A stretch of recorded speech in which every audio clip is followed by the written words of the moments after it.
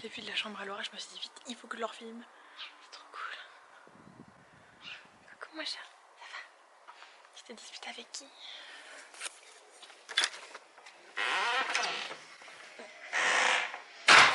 C'est excellent. Bon, si il reneige, je vous remontre. Hello tout le monde, j'espère que vous allez bien. Bienvenue dans une nouvelle vidéo. Donc aujourd'hui, c'est un tag. Comme vous avez pu le voir du coup dans le titre, c'est le tag « Vie ma vie de maman ». Donc ça fait plusieurs jours déjà que je l'ai...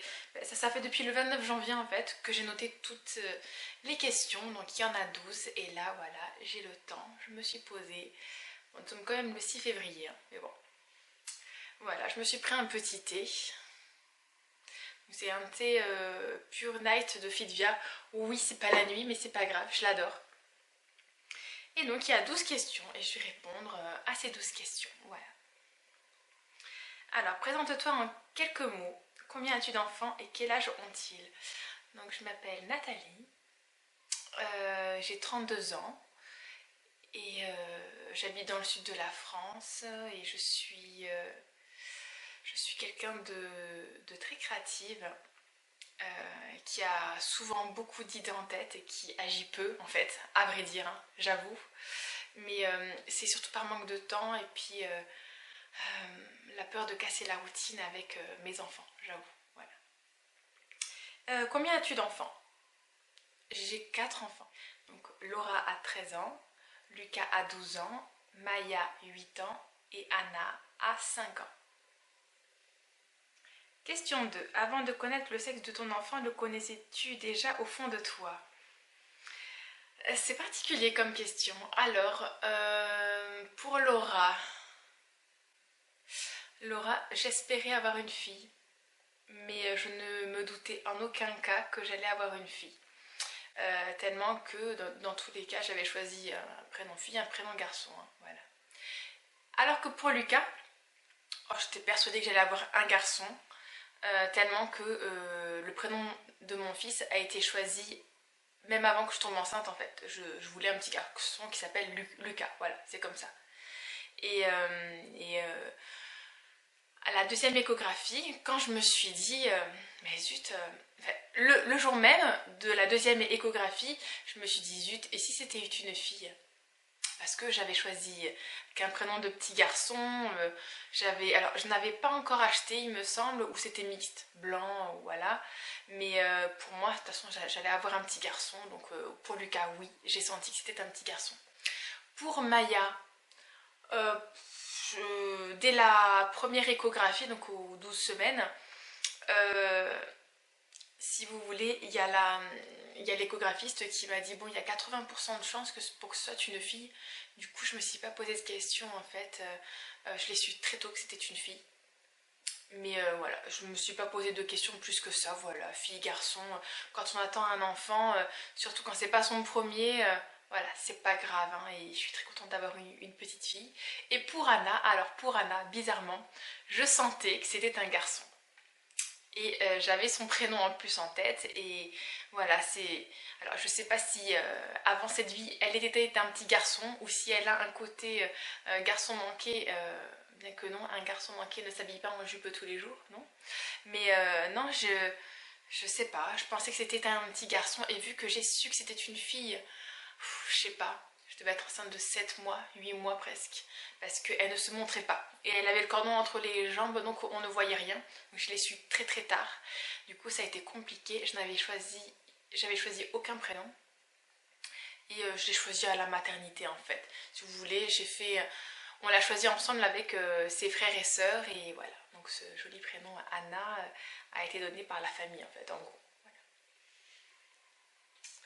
Maman au foyer ou maman au travail? Alors, maman au foyer.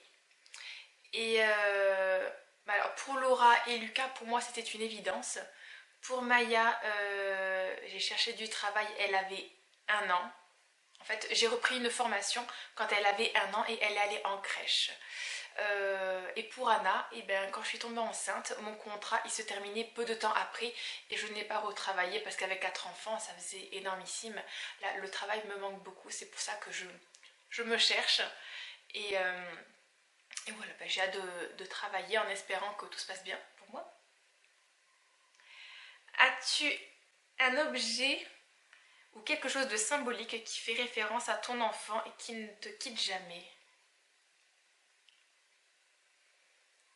Quelque chose qui ne me quitte jamais. J'ai des photos de mes enfants dans mon portefeuille, dans mon porte-monnaie.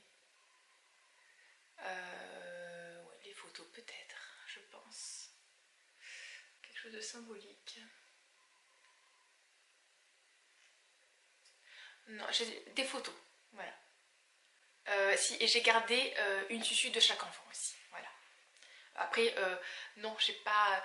j'ai un porte-clés avec toutes les susus, quoi, voilà. Mais non, je le garde pas sur moi tout le temps. As-tu vécu une situation où ton instinct de maman a pris le dessus?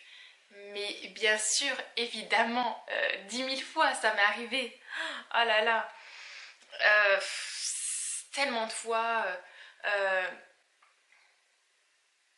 Oui, déjà, Laura a failli s'étouffer, avancer un an plein de fois. C'est moi qui ai mis la main pour aller chercher le morceau de pain ou de je sais pas quoi ou de gâteau qui était coincé.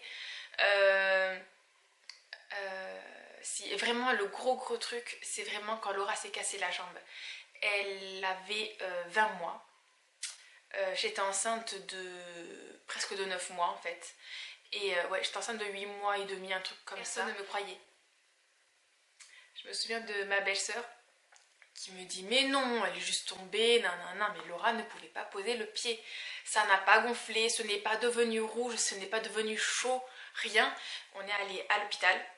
Il y avait ma petite soeur qui était là et c'était doublement fêlé en fait. Voilà, c'était pas cassé, mais c'était doublement fêlé et elle a gardé le plâtre pendant 6 semaines. Donc j'ai accouché.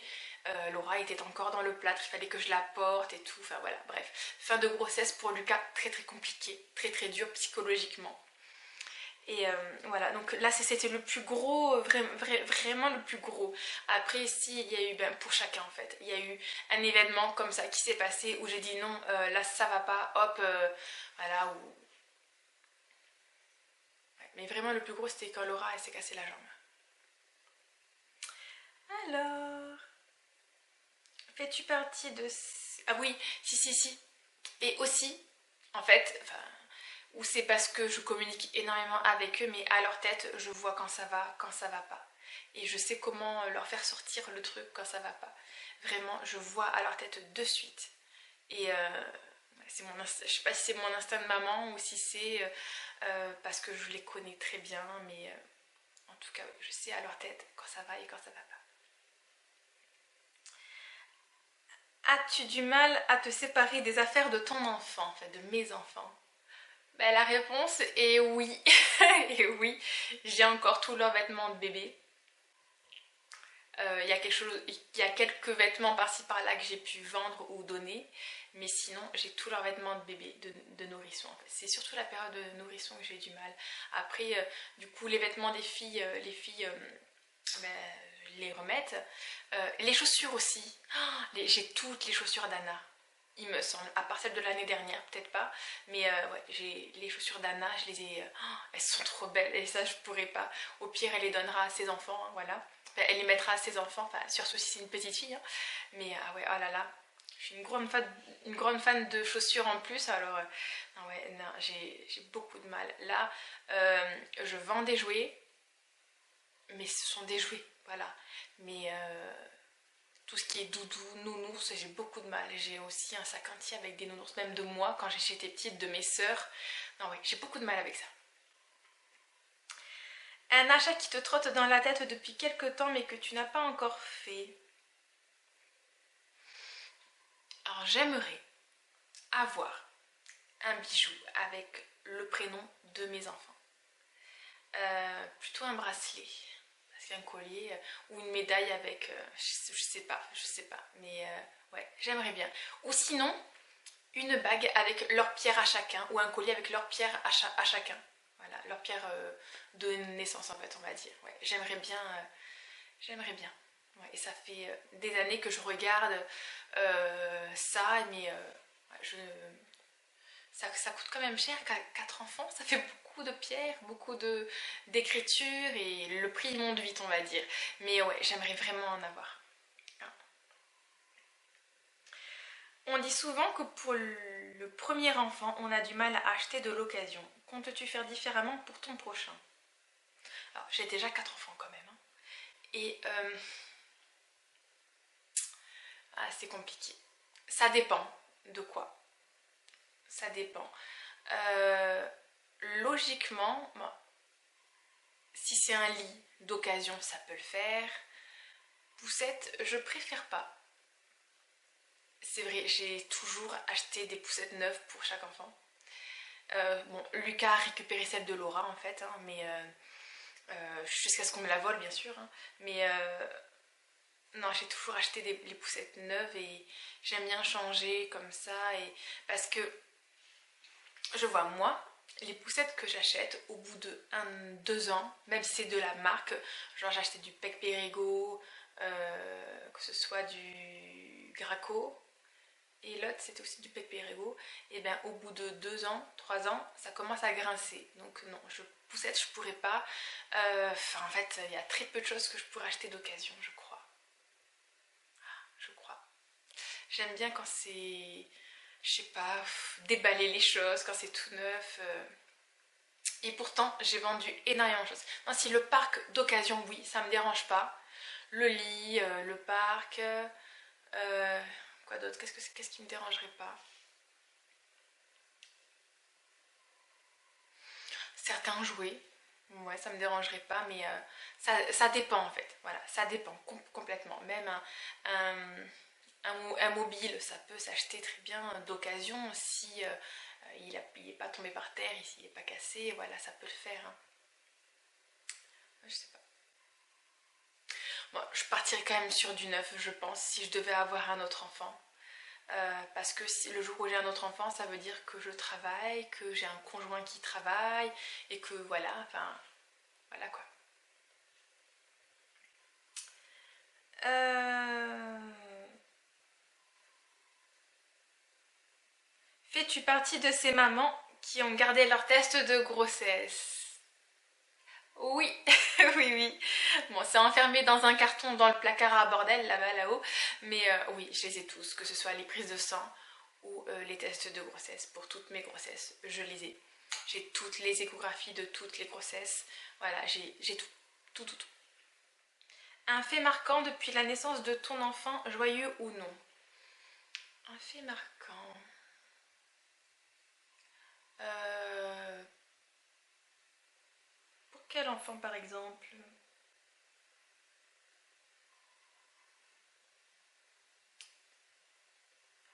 Un fait marquant, voyons voir. Ben, à part que je suis plus avec les papas.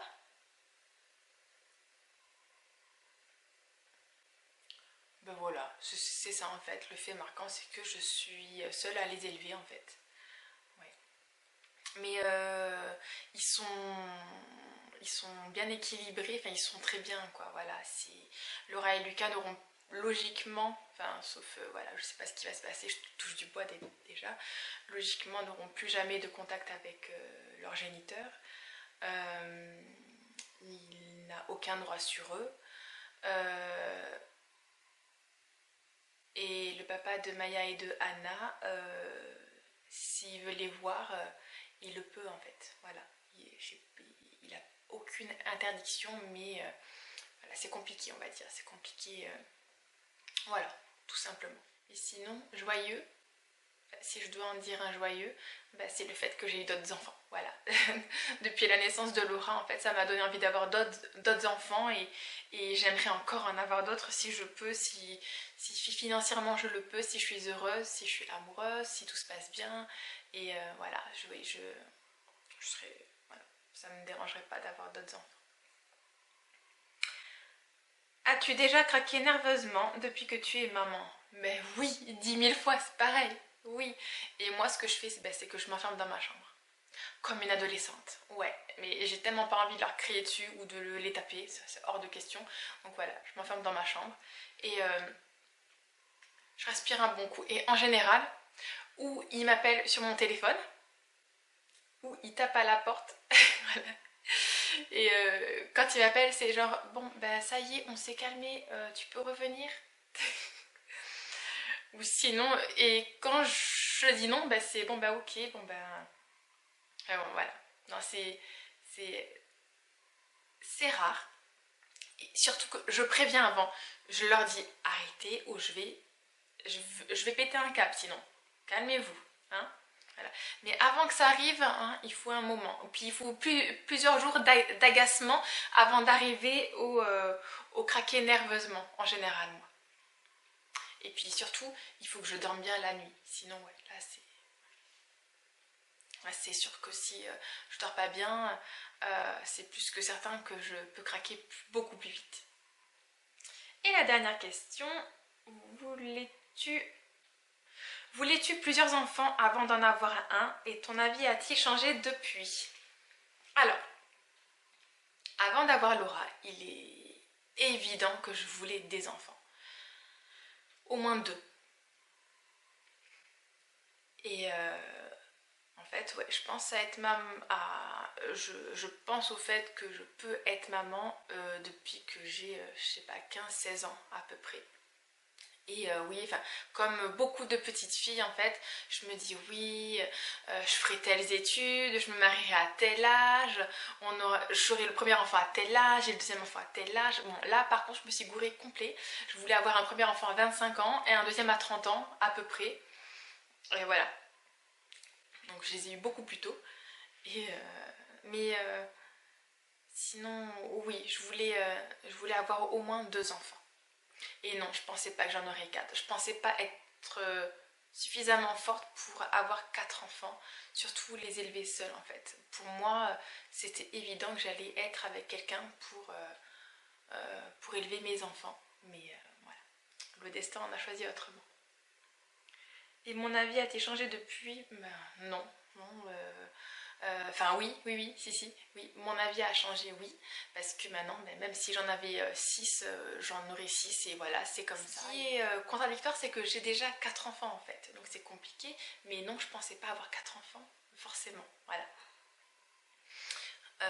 Ouais, non, je pensais quand même pas avoir 4 enfants.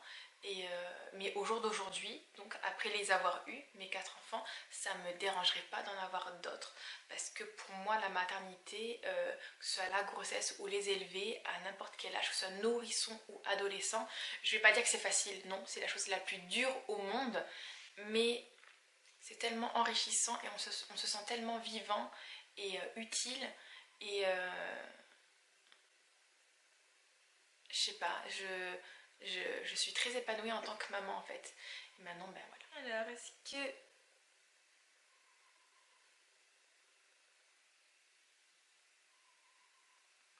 Ça passe vite 12 questions, dis donc.